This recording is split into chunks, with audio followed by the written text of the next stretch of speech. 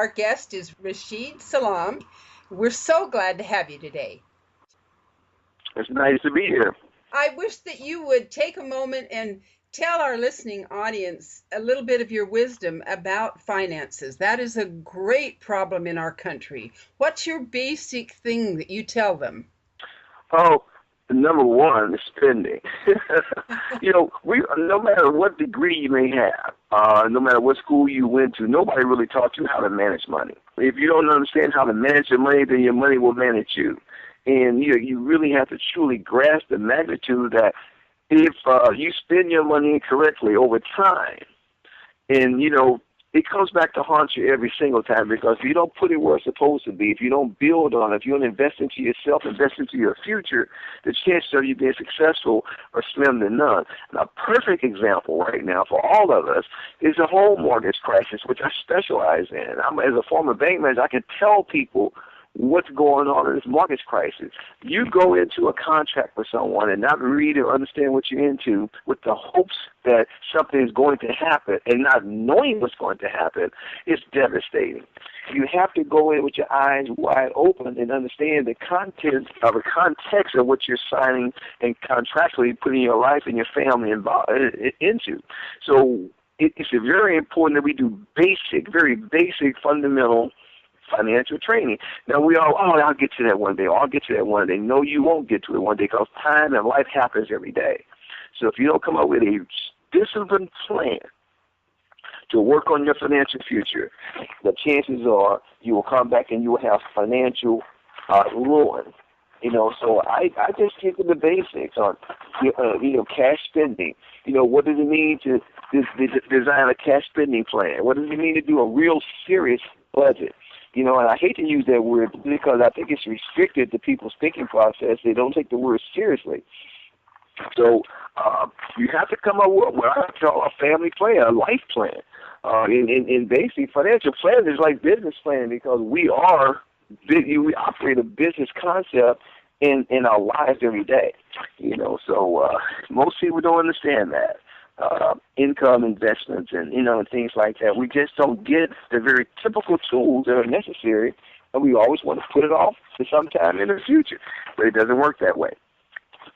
So developing a financial plan is the first thing I always talk about, and I talk about why planning and the obstacles and barriers centered around that type of thing, and just being able to set up one, and the guidelines to designing a debt structure or a goal to get out of debt, how to increase your income and reduce your taxes.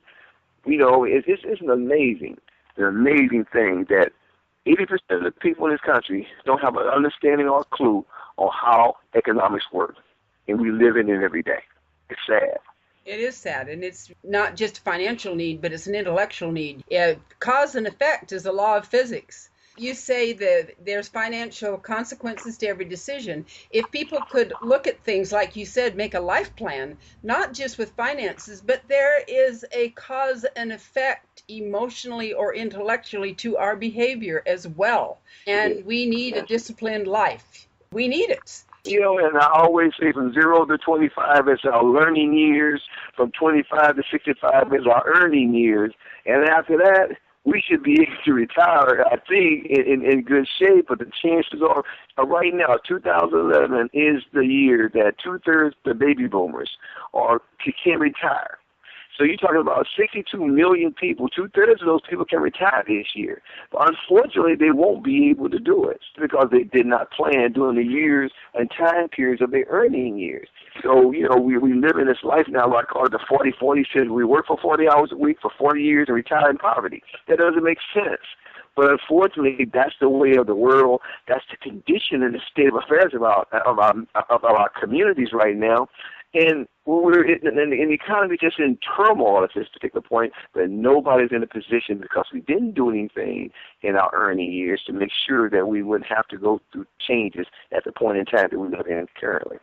So that has a tremendous effect on our children. A tremendous effect. Will you tell us the truth about loan modifications, Rasheed? What is the truth about loan modifications? Oh my goodness! Do you really want me to say that? Oh, A yes. lot of people are gonna get mad at me. A lot of people are gonna get mad at me. The You know, reality is that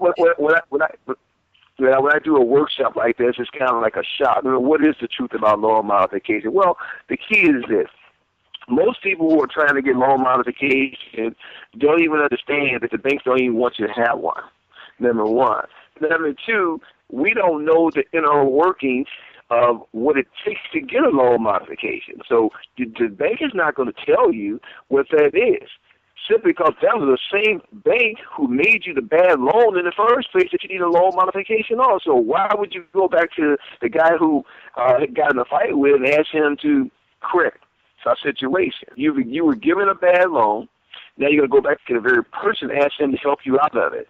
Quite frankly, it's not going to happen.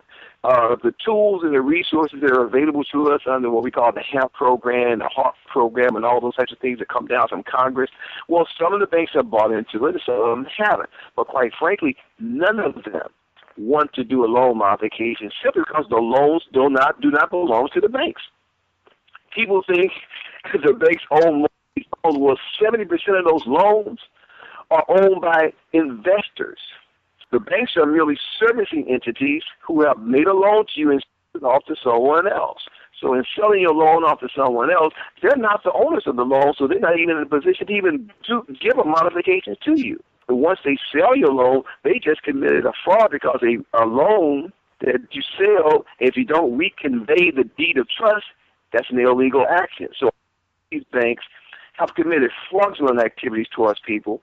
They've done all different types of violations under RESPA laws and the TILA laws and the fraudulent act. And some people over 62 years old, they've gotten bad loans. And there are people who speak a foreign language. If the loan wasn't in your language, that's another fraudulent activity because there's a law in the books that said 10 years ago that you have to put the loan in the language of the person. There are so many key elements out there, and I just wish I could post somehow a workshop or a seminar, come out and hear the truth so you could know how to go to the banks to get your loan modification done if you need one, and to also know that mostly all the loans that are out there considered predatory loans are illegal. And you have the right, you absolutely have the right to have your loan corrected. And the courts now are coming around. At first they were not, but since they have done all these commissions and reports and all this information now on how these banks how they actually misuse and abuse people in a very predatory way, now people are being empowered. But unfortunately, we don't have the funds to hire an attorney to fight the banks, and the banks has all the money. How can people find out if their loans are illegal and put pressure on it to get it turned around? Well, or can they? There are agencies out there, they always say never pay anybody to look into your loan situation. Well, HUD counseling agencies are out there. Unfortunately, I'm not one who trusts them.